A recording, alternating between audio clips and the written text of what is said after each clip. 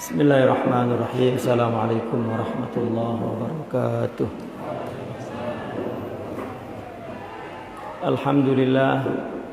Alhamdulillahi wa bihi nasta'in ala umuri dunya waddin.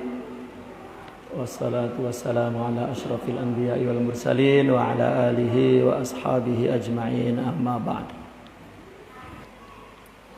Menggunakan kitab Wasiyatul Mustafa sallallahu alaihi wasallam. Kitab ini adalah berisi pesan-pesan, nasihat-nasihat, tausiah-tausiah ya, Rasulullah sallallahu alaihi wasallam kepada Sayyidina Ali karramallahu wajhah. Ditulis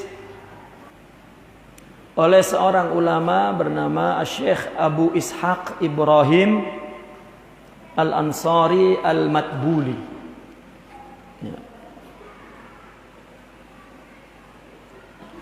Dalam kitab itu dijadikan satu kitab Imam Sya'rani, yaitu kitab Al-Minah As-Saniyah, dianggap syarah kepada Wasiyatil Mustafa.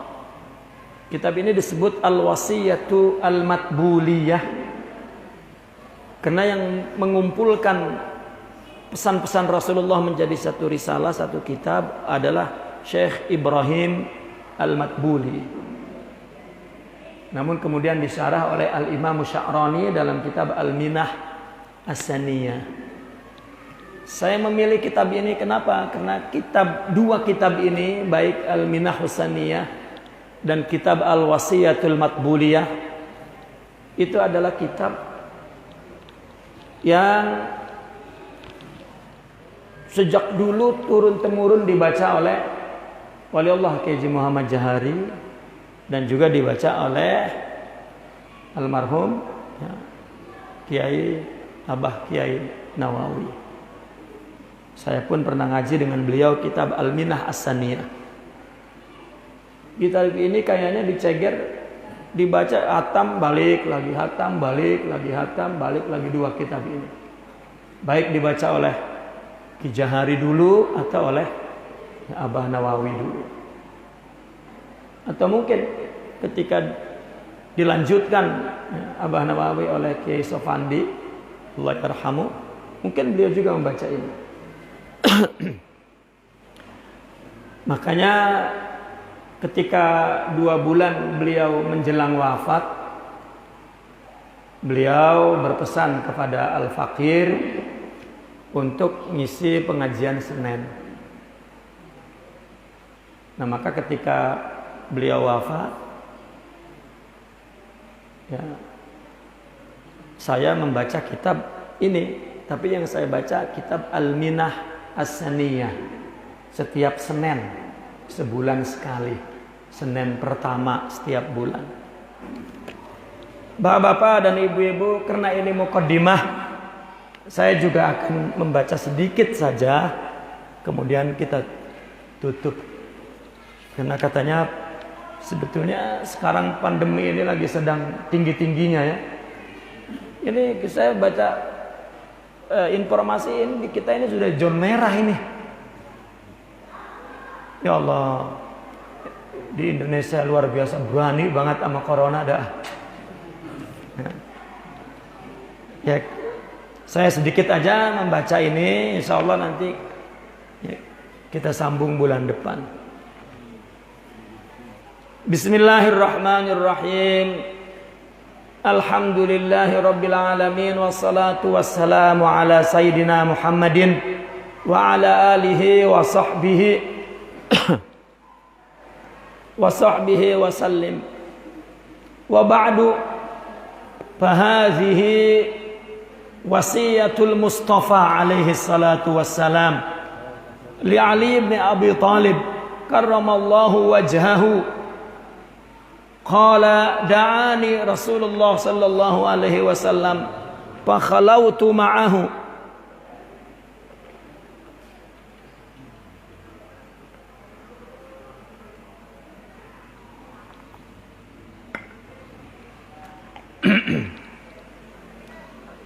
fi manzilihi faqala li ya Ali anta minni bimanzilati Harun min Musa alaihi salam ghaira annahu la nabiyya ba'di inni usikal yawma biwasiyatin in anta hafiztaha ishtahamidan wa mutta syahida wa ba'atsakallahu yawmal qiyamati faqihan alima.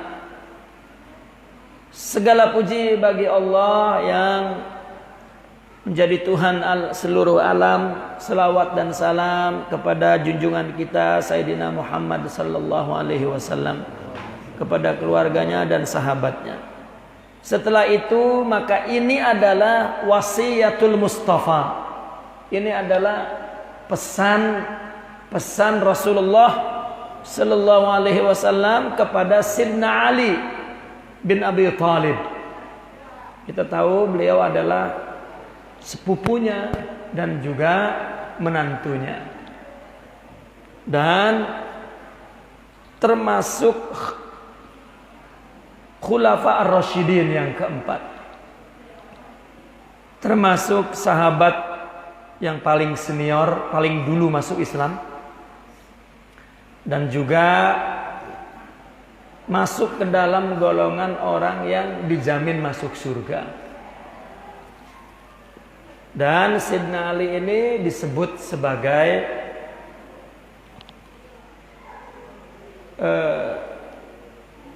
kunci ilmu.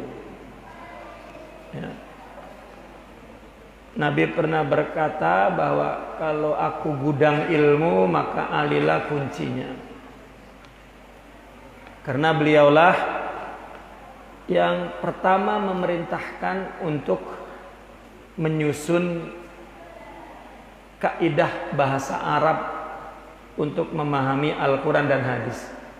Maka dengan kaidah itu terbukalah ilmu tersebut yang terkandung di dalam Al-Quran dan hadis. Qala, Imam Ali berkata, da'ani, telah memanggilku, aku dipanggil oleh Rasulullah sallallahu alaihi wasallam, fa khalautu ma'ahu fi manzilihi, maka aku berdua bersamanya. Khalautu itu sebetulnya ya, bersunyi bersamanya, jadi hanya berdua saja. Fi manzilihi, di rumah Rasulullah, dipanggil Sayyidina Ali dan hanya berdua-dua. Faqala li, maka Rasulullah berkata kepadaku, ya Ali, wahai Ali, anta minni. Ya. Itu anta minni itu kamu di sampingku. Artinya kedudukanmu di sisiku. Bimanjilati Harun, sama dengan kedudukan Harun min Musa, daripada Nabi Musa. Ya, Musa, Harun itu seorang nabi Pak, tapi bukan rasul. Yang rasul adalah Nabi Musa. Dan Harun itu telah dijadikan sebagai pembantu atas doa Nabi Musa kepada Allah. Jadikanlah ya, Harun itu wazir bagiku. Wazir, menteri, maksudnya pembantu, kan menteri pembantu. Pembantu Nabi Allah Musa. Nah, Rasulullah memberitahu kepada Sidna Ali bahwa kedudukan Sidna Ali di sisi Rasulullah seperti kedudukan Sidna Harun di sisi Sidna Musa alaihi salam. Namun annahu la nabiyya ba'di, namun bahwasanya tidak ada nabi setelahku. Kalau Harun nabi, tapi Ali bukan nabi, itu maksudnya. Karena tidak ada nabi dan rasul sekaligus setelah Rasulullah sallallahu alaihi wasallam. Setelah itu beliau mengatakan, inni usikal yaum, sesungguhnya aku memberikan pesan-pesan, berpesan kepadamu hari ini, biwasiyatin, dengan sebuah pesan, in anta hafiztaha, jika engkau menjaganya, menghafalnya,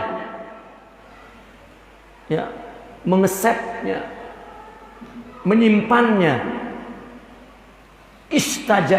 istahamidan, maka engkau hidup di dunia akan terpuji. Berarti pesan ini berkaitan dengan sifat-sifat terpuji. Karena jika pesan ini dilaksanakan, menjadi seorang yang terpuji. Hamid. Hamid adalah isim wazan fa'il. Di sini maksudnya maf'ul, mahmud. Kamu hidup akan mahmud, akan terpuji. Itu sebab nama Rasulullah sallallahu alaihi wasallam pun Muhammad. Itu maknanya terpuji juga.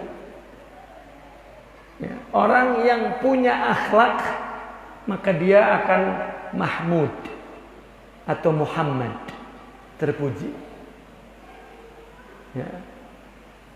Kenapa? Karena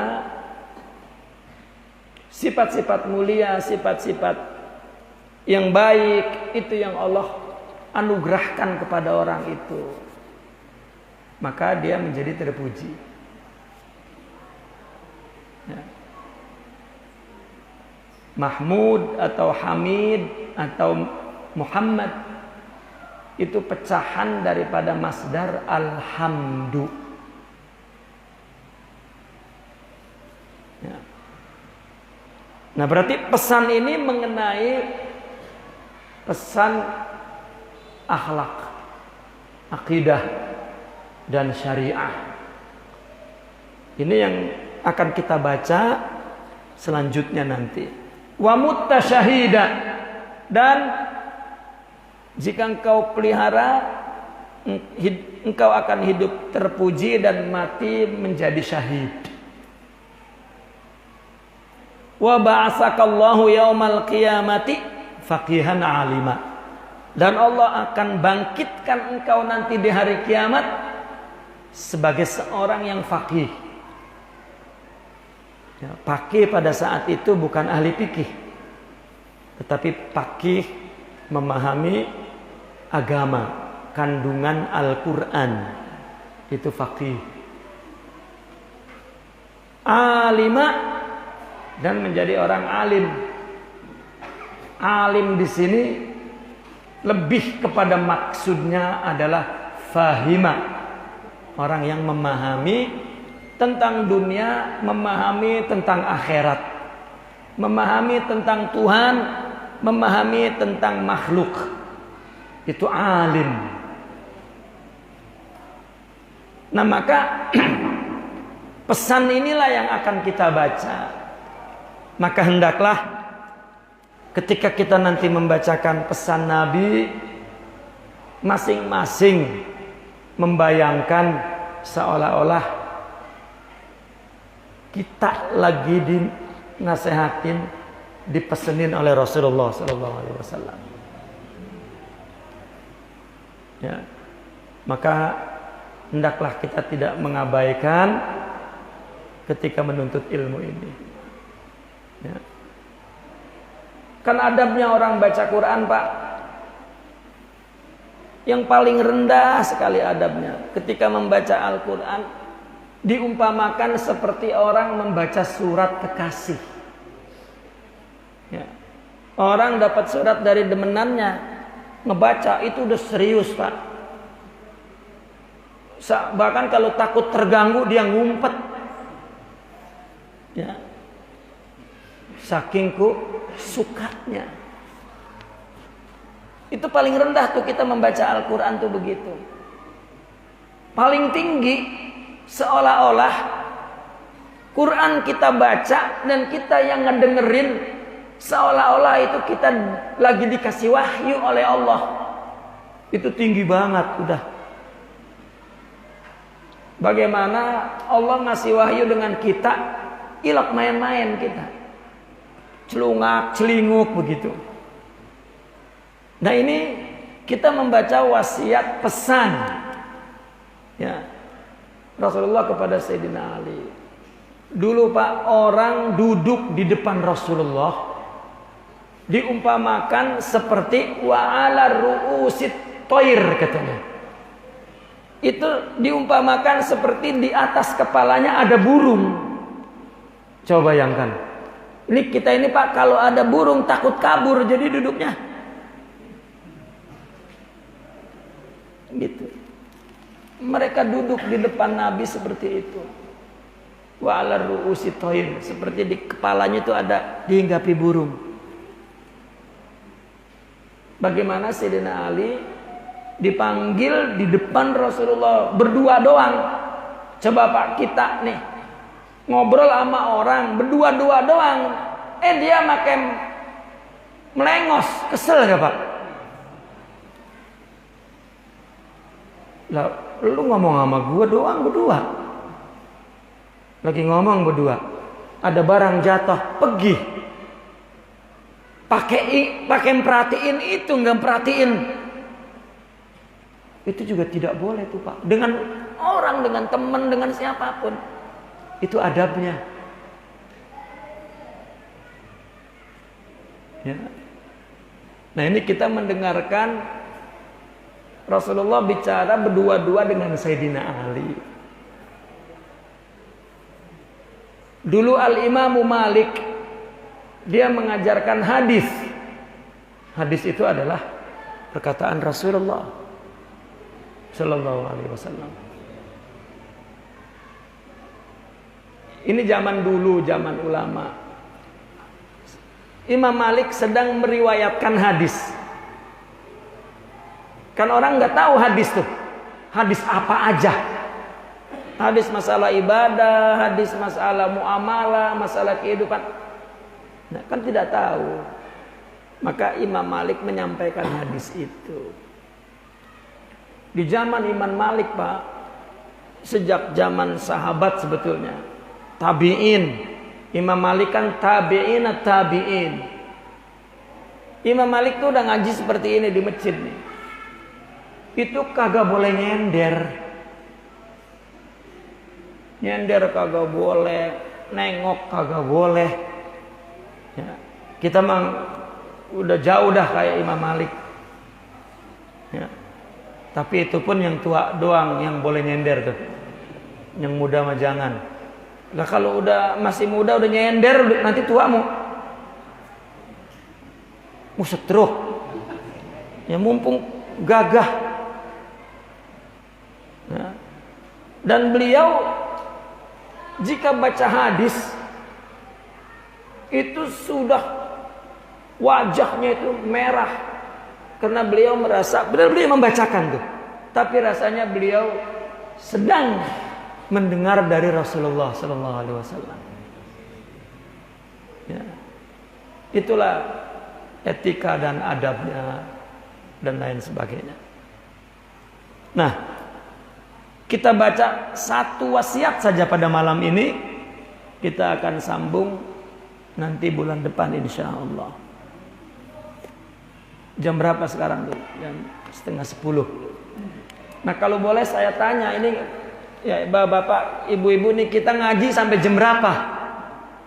Supaya saya jangan salah. Ya, saya ayo be ngaji. Enggak tuh pada kesel. Lama buat ngaji katanya. Ibu-ibu dulu dah, kalau bapak-bapak mah tergantung ibu-ibu dah. Sampai jam berapa Bu? Jam? Ya Allah. Nonton sinetron sampai jam berapa Bu?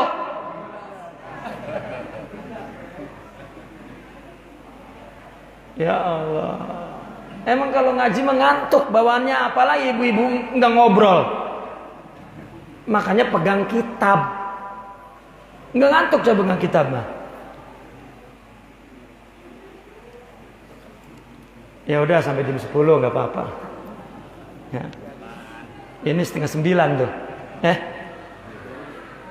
9:30 dah.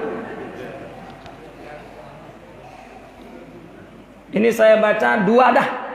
Tadinya mau 1 karena setengah 10. Jam 10 masih ada waktunya. Bismillahirrahmanirrahim. Nabi berpesan kepada Sidna Ali, ya Ali, wahai Ali, man akalal halala safa dinuh wa raqqa qalbuh wa lam yakun li da'watihi hijab. Ini pesan yang pertama, wahai Ali, barang siapa yang memakan yang halal maka agamanya bersih, hatinya lembut, doanya tidak ada penghalangnya, langsung dikabul. Ini bukan merintah, tetapi memberitahu. Kan Nabi memberitahu orang yang makannya halal, kan beritahu. Itulah bicara dengan orang yang cerdas. Ya. Nabi tahu melawan bicaranya orang yang cerdas, orang yang baik. Maka enggak disuruh, tapi ya, diceritain. Padahal di dalam ilmu balaghah bahwa kalimat berita itu juga berarti kalimat perintah. Bagi orang yang cerdas, yang bersih pikirannya, maka kalimat berita dia menangkap misi perintah. Kalimat berita dia menangkap pesan perintahnya. Nah, maka Nabi pun bersabda begitu, orang yang telah memakan yang halal sofa dinuh. Ya, apa agama itu? Agama itu hubungannya kepada Allah. Karena Allah punya sifat ad-dayyan dan punya nama ad-dayyan. Agama itu adalah hubungan kepada Allah. Agama itu memuliakan Allah. Itu sebab Allah syariatkan cara untuk memuliakannya, salat. Nah, ruku sujudnya itu syariah. Tetapi maksud daripada syariah adalah untuk melaksanakan agama, yaitu mensucikan, mentauhidkan Allah, itu agama. Itu sebab dari zaman Nabi Adam sampai Rasulullah, agama itu satu, yaitu dinut tauhid. Ya. Karena agama adalah usaha untuk mensucikan, menunggalkan Allah Subhanahu wa ta'ala. Nah, orang yang makanannya halal, maka hubungannya kepada Allah jernih, bersih, bening, enggak kisruh, enggak kusut hubungannya sama Allah. Dan raqqa qalbuh, hatinya lembut, Pak, enggak keras, enggak apa kalau kata kita ya, enggak dugal. Apa dugal ya? Iya, nasihat kagak mempan. Tuh tadi tuh saya bilang, ngaji kita jaga adab. Tuh kalau hatinya keras tuh nggak nerima, Pak. Ya, apalagi kalau yang ngajakin ngaji, ya, menjaga adab cuman saya doang, yang lain mah kagak. Woi lah, kiai lain kagak. Lah bagian. Ya. Nah, hati jika halus, jika lembut, mudah merespon. Apa merespon, Pak? Ya. Apa yang merespon ya? Apa? Menangkap, menerima kebaikan. Ya, cepat untuk menyambut kebaikan itu. Itu tandanya hatinya raqiq. Dan hati yang raqiq merupakan sifat ahli surga. Raqiq atau dengan kata lain dalam hadis rahim. Ya. Nabi telah menyebutkan sifat-sifat orang yang masuk surga. Apa? Imamun adil, pimpinan yang adil. Kemudian qalbun rahim atau raqiq, hati yang lembut, penuh kasih, penuh sayang. Nah ini kita mendapatkan hati yang lembut itu dengan kita memilih makanan kita yang masuk ke perut itu yang halal. Makanya Pak, makanan haram itu dibolehkan oleh agama kalau enggak ada makanan pisan, kalau enggak mati. Boleh tuh makan, yang dilarang juga boleh. Tetangga kenyang ya Pak, kita kelaparan udah mau mati, ambil tuh makanan tetangga Pak, boleh. Ya, kalau ada mah cuman dia mah lebih kita kurang, itu mah ya masing-masing harus menjaga akhlaknya.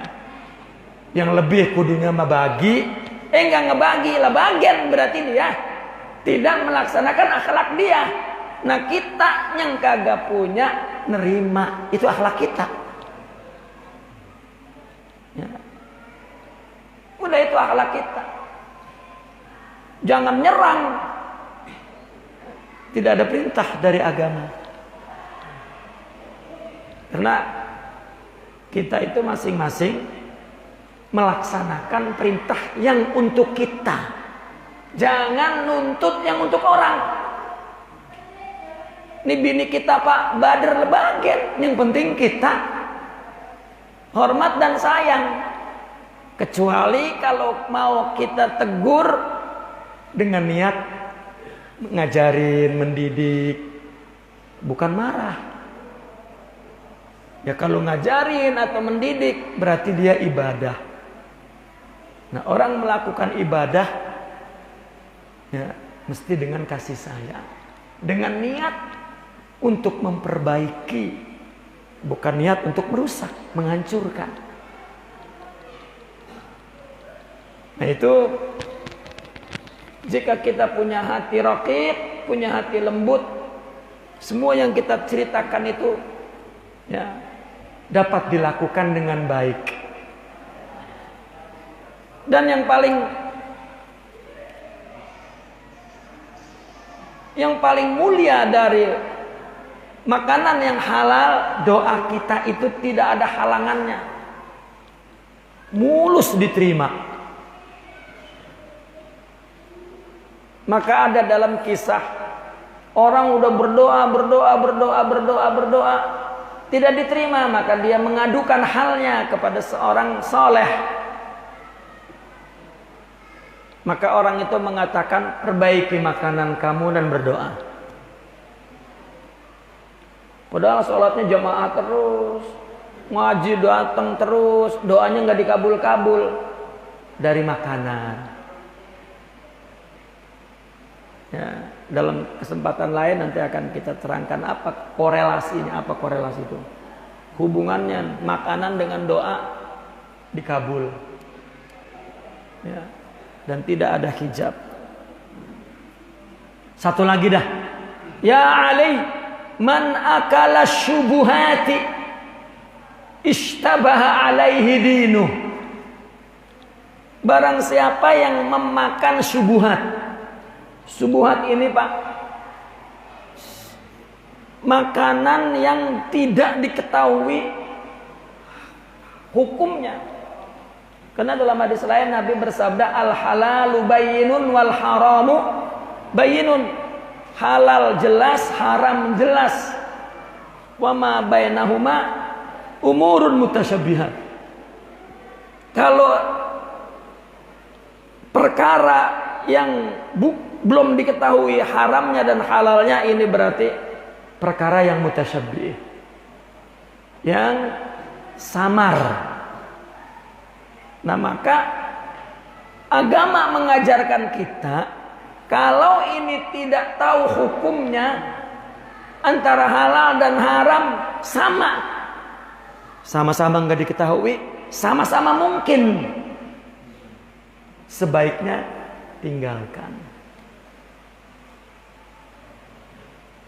Nah, maka warok itulah sifatnya. Ini wah, selama belum nyugrak di tenggorokan masih halal. Waduh, itu slogan apa itu yang tersebar di jalanan? Itu yang dipungutin. Bukannya mendengar agama. Di jalanan yang ngomong begitu, itu yang diterima. Bahkan bukan diterima, disebarin, diamalin lagi. Udah telan selama belum nyugrak mah halal. Ya. Tidak, Pak. Kita banyak memakan haram itu susah untuk menjernihkan pikiran dan hati berhubungan kepada Allah. Sholat kayak kusut aja bawaannya.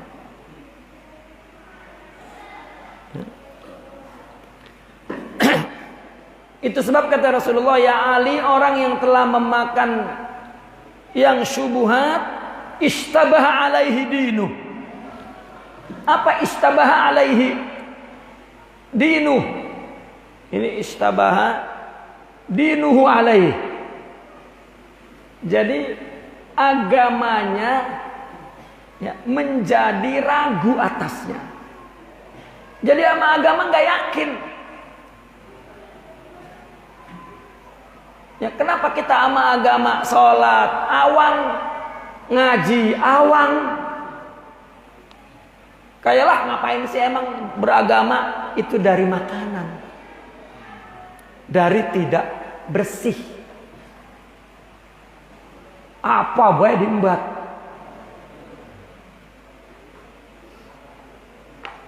Istabaha ad-dinu alaih. Jadi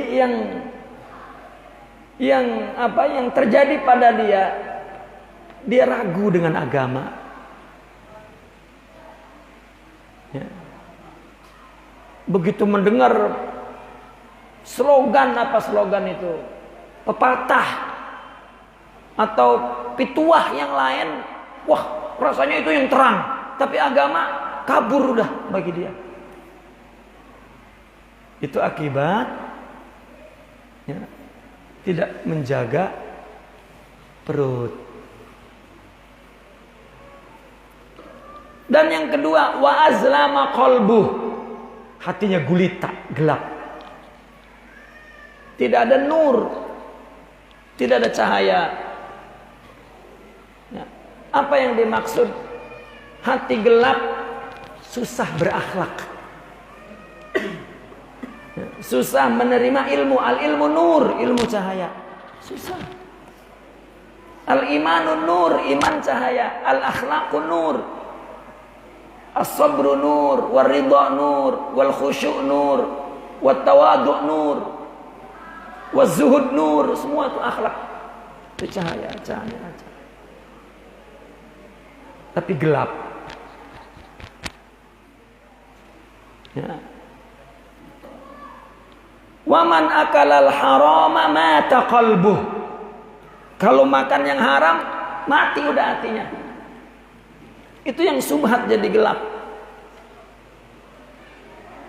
Jika haram, dari mencuri, dari menipu, dari renten, dari menzalimi orang dengan memanipulasi hukumnya, mata kalbu, hatinya mati. Itu susah untuk khusyuk, untuk mendapatkan akhlak sehingga dia menjadi orang yang terpuji di sisi Allah. Wa khaffa dinuh, agamanya ringan, enteng. Ya, ninggalin enteng. Ya. Enggak merasa berdosa, enteng udah dah. Enggak memandang berat kepada agama. Beratan dikatain orang, sama beratan dimurkai Allah. Itu agama. Wa dha'ufa yaqinuh, keyakinannya juga lemah sekali. Ya. Yakin bahwa Allah menerima taubat, yakin kepada Allah, ya, bahwa Allah itu menjamin rezeki kita, yakin itu. Ya, mudah terombang-ambing oleh keadaan. Keadaan begini goncang, keadaan begitu goncang, keadaan apapun goncang. Cibang dikatain aja udah miring dunia itu. Udah berubah menjadi binatang. Nggak ada kemanusiaannya.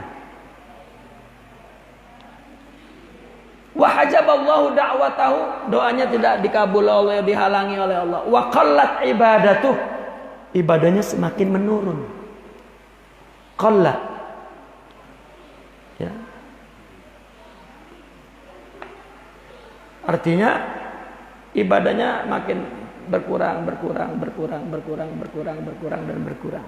Itulah bapak-bapak dan ibu-ibu wasiat yang pertama dan kedua ya dari Rasulullah Sallallahu Alaihi Wasallam kepada Sayyidina Ali. Maka semoga kita hayati ketika wasiat ini kita bacakan, ya, coba kita berusaha membayangkan seolah-olah yang nasihatin kita itu Nabi sendiri. Ketika kita membaca kitab ini, seolah-olah kita bayangkan Nabi itu memberi nasihat kepada kita sendiri. Dengan demikian semoga Allah bukakan pikiran kita, bukakan hati kita untuk menerima ilham, menerima hak, ya, dan Allah rubah diri kita menjadi orang yang lebih baik dan dapat menyiapkan kehidupan kita di akhirat. Al-Fatihah.